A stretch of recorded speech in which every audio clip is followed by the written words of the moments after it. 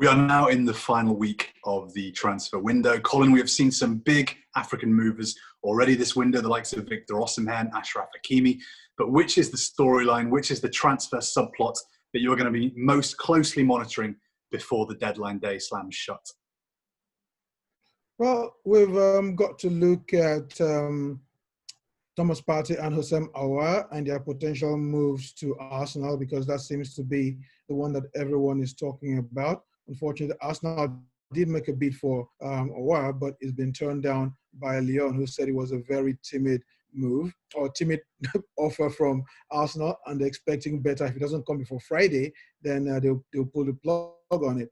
And then, of course, we'll also have to look at Kalidou Koulibaly, who was supposed to move to Manchester City, but with City having signed Ruben Diaz, then that move seems to be all but done. So I wonder which ones you are thinking of. Well, I think from Arsenal's point of view, it may well be a case of moving some bodies on before they can get either Partey or Houssem Aouar over the line. I think guys like Socrates, Lucas Torreira, Guendouzi, of course, I think Arteta's made it quite clear that these guys aren't critical parts of his plans. And so it's a case of finding buyers for them before he can invest. And it may be that this one goes right to the wire. Out of the two, out of Aouar and Partey, having seen Arsenal so far this season, who do you think they need most? I'd say Partey. He brings energy. He brings a lot of commitment, and he's box to box. He's the kind of player who can hold the midfield down for them. And I think that Arsenal team needs somebody who has that sort of Vieira reincarnation, so to speak. And Partey gives them exactly that.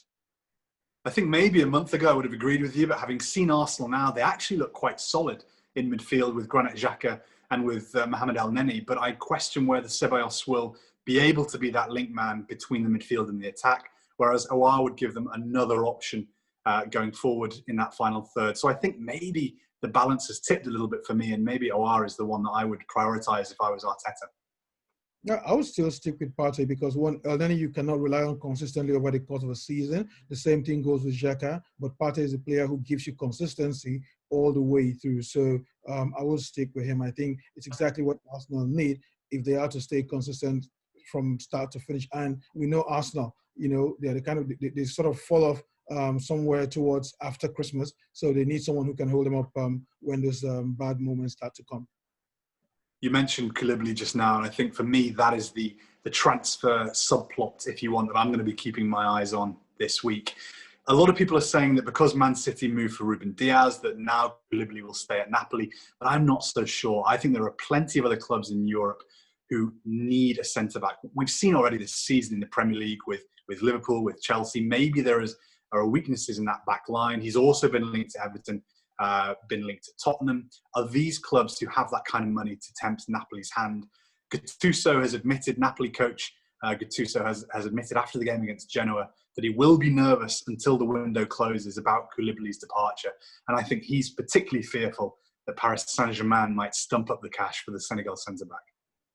Exactly, and I would, if I were in his shoes, I'd feel the same way. And what I'm really surprised about is that Manchester United have not got themselves in that conversation, because look, they do need a centre back. They've looked all manner of rattled when they've faced any sort of opposition. And Koulibaly is the kind of player who gives them the kind of aerial dominance they need. He's quick, and he can snuff out danger almost as soon as he sees it. So I'm sort of shocked that they haven't put themselves in the frame for getting him. And I would, like Gattuso said, I would definitely be concerned if I was him. Which players do you think are desperate for a move in the next week? Who do you think will be waiting anxiously by their phone for that call to come in to say that a club has finally made a move for them? Victor Moses, without a doubt. He moved to Inter Milan and on loan. And the idea was that, Inter would take up the option to sign him permanently. But it appears that the 10.75 million that Chelsea are asking for is too much for Milan. So he's returned to Chelsea. Unfortunately, Frank Lampard said he doesn't have a place for him in the team. So if Victor Moses wants to play football this season, he will be desperately sitting by his phone waiting for that call to come through. And what kind of club do you think would suit Moses? What kind of club do you think should be considering a move? He's experienced. He's still 29. I mean, he's not past his prime. He's been there. He's done that at the highest level. Where would you like to see him next week? Look, if he wants to stay in England, I think one of the newly promoted clubs might do worse than having him. But otherwise, maybe he could think about going back to somewhere like Turkey, where he had some success before he left for Italy. Championship, no. But, the lower half of the table, West Ham might need him. I definitely think that even Fulham might, although they've gotten Ademola Lookman, so maybe that door is closed. But yes, I think you should stay in England and go to one of the lower division, the clubs in the lower half of the table. We're going to finish off with some quick hits. So these are some players who have been heavily linked with moves during the transfer window. They've got a week to go. Will they move on or will they stay at the club they're at currently? First of all, the first name I've got for you is Serge Aurier, linked with a move for AC Milan. He's out of favour at Tottenham. Will he get that move? I'm not sure. I don't know. I mean, look, anything can happen in transfers. We've seen some really wacky transfers happen in the past, especially on deadline day. So Aurier needs to move. So, but Milan, I don't know. One name I'm particularly intrigued by is Said Benrahma of Brentford. I'm very surprised he's still at Brentford now. He's been linked to Chelsea, linked to Arsenal. More recently, it's looked like Crystal Palace or maybe even Aston Villa will move for him. Do you think he will get his move to the Premier League before the window closes? It's possible.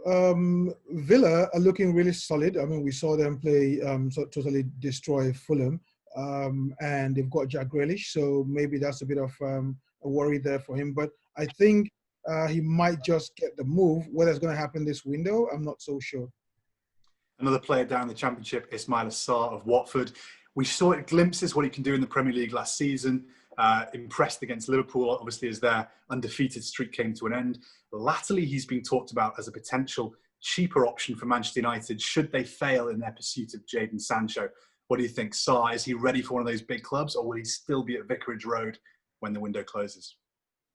In some ways, you've got to look at Watford and think, they're building something. So whether they let him go, look, they've just recently brought in Nigeria defender William Troost-Ekong and Ricardo Pereira going the other way to Udinese. So you've got to look at them and think, okay, they're trying to build something and, probably go straight back up to the Premier League. So I'm not sure they want to start letting go a little bits and pieces of the squad just yet.